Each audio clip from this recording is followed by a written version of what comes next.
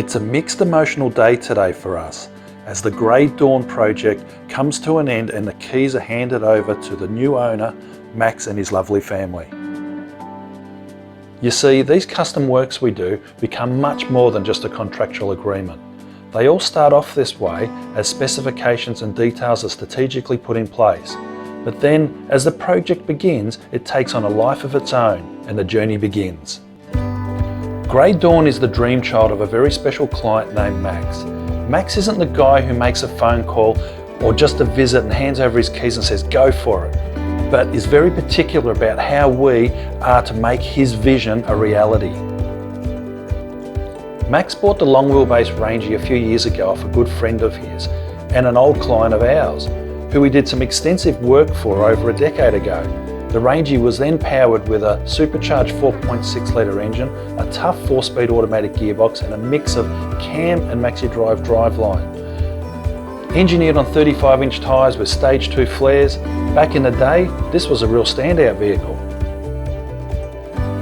For years after he bought the vehicle, Max was bringing the Range in to us for maintenance and servicing. In fact, the car was now looked after better than before and was always meticulously clean every time we saw it. But slowly the engine developed a few problems and there were some other issues plaguing the vehicle after the amount of time that he's had it. Max spoke to me about what options he had with his Range Rover. Little did I know then that the seed was planted for what would become later the Grey Dawn.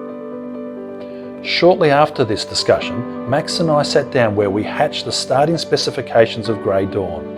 The car was booked in for the works to start, but still some time away in the future.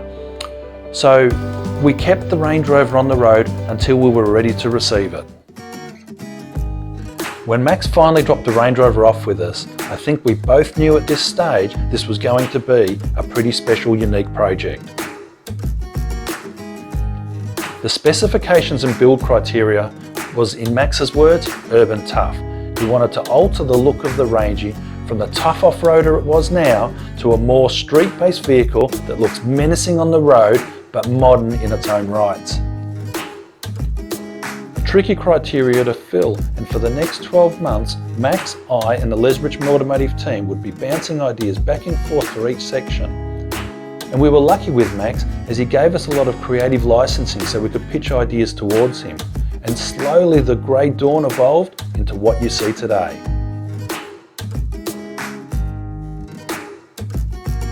One of the ideas we pitched to Max was to change the colour from the Westminster grey to a Ford grey with a bit more pop. But Max was adamant about this. Westminster grey was to stay. The build was on its way. The vehicle was fully gutted for the sound deadening to be installed. The body panels were removed for paint repairs to begin. And this is where we found an unknown issue. We found cancer, rust hidden away under the scuttle panel and behind the inner wings. Like termites, the cancer had eaten away at the very structure. This was not great news. The rust was everywhere you couldn't visually see it. The only small telltale we had was across the firewall seam, but in all honesty, we've seen much worse than this in other vehicles and they were never like this under the scuttle panel. The whole top of the firewall and left-hand side of the bulkhead had to be completely remade. This was an unforeseen setback for everyone. Luckily, it wasn't too terminal and could be repaired.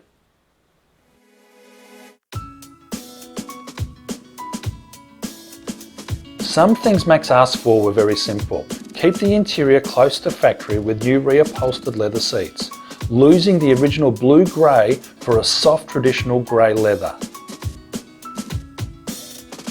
Leather cover the centre console, refurbish all the wood trims back to original, repairing any damage, washing away the past 2 decades of wear and tear. The door cards and carpets were in amazing condition and looked pretty well brand new. Max had also just had fitted a new Sony stereo system, which was to stay. Some new removable floor carpets were to be added, and the rear cargo area was to be made more usable. A new slimline subwoofer replaced the original one, allowing us to increase the size of the cargo area, along with the removal of the original cargo cover and spare wheel mount, which was never in use anyway. The dash cluster was again to remain standard, with the odometer not to be zero but keeping the original kilometres. We added in the Les Richmond Automotive TFT screen, replacing the water temperature gauge, showing engine water temperature and gear selection from the new 6-speed automatic with tap shift, all tucked away neatly in the bottom left-hand corner. Max's choice for the power plant was easy. He chose to replace a supercharged 4.6 and 4-speed automatic transmission with the proven 430 horsepower 6.2 litre alloy V8 6-speed 6L90 transmission with tap shift combination. The old cam lockers and CV joints to be removed, replacing with 3 Ashcroft ATV helical diff centres and CV joints. Maxi-drive axles front and rear and 4.1 diff ratios. All this makes a proven, reliable, no-fuss driveline.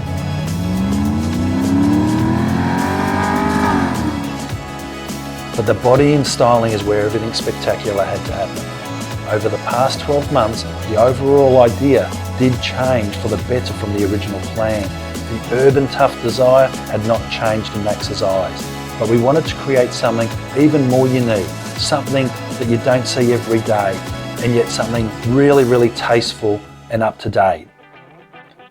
The original Stage 2 flares to be upgraded to the Fat Boy series, as Max wanted a cleaner looking vehicle and the Fat Boy flares have hidden fixings. Paul, the leading man on this project, brought up the idea of actually making the flares part of the body, where there are no seams or joins, where the flares and the guards are as one. Max was really excited about this possibility, and he also asked if there was any chance that we could fit some electric side steps, and that was where the vehicle styling changed course. Max had originally opted to have tube style bar work, as he liked some of the vehicles that we had built in the past, to move away from the chunky ARB style bull bars he had originally fitted on the front and rear of the vehicle, as they detract from the classic Range Rover lines.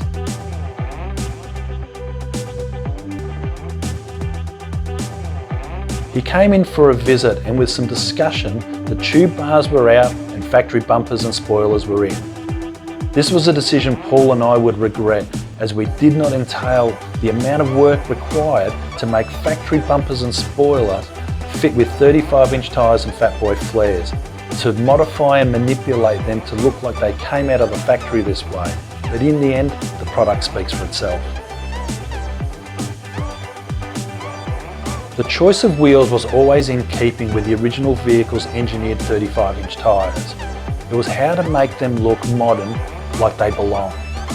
Max always had his heart set on large satin black alloy rims. I showed Max a set of 20-inch graphite coloured 5-spoke aluminium rims that I thought might suit, and a few vehicles that we had built in the past using 17-inch versions of this rim, and the choice was made. But Max still wanted satin black. It's a hard thing sometimes when you strongly believe the client's making a mistake and trying to convince them to change their mind, but at the end of the day, Max's decision is going to be final. The compromise was made was to order the graphite rims, and if he still wanted satin black at the end of the build, we could paint them out for him. We just knew if the rims went satin black, the vehicle would lose the appeal we felt Max really wanted.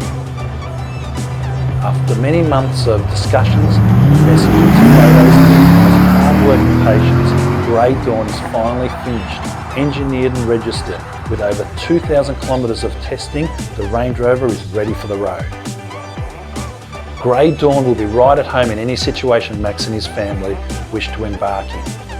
The everyday taking the kids to school, doing the grocery shopping, or any other household requirements. Or use it for work, as Grey Dawn reflects the exact essence of all-round class that Max's dream and family instill. Perfect for a fancy night out in the city, or take it to the yacht or pony club. A better class of motor vehicle with more presence and grace, with classic lines embracing the Range Rover heritage than any of its younger siblings, and will outlast all of them.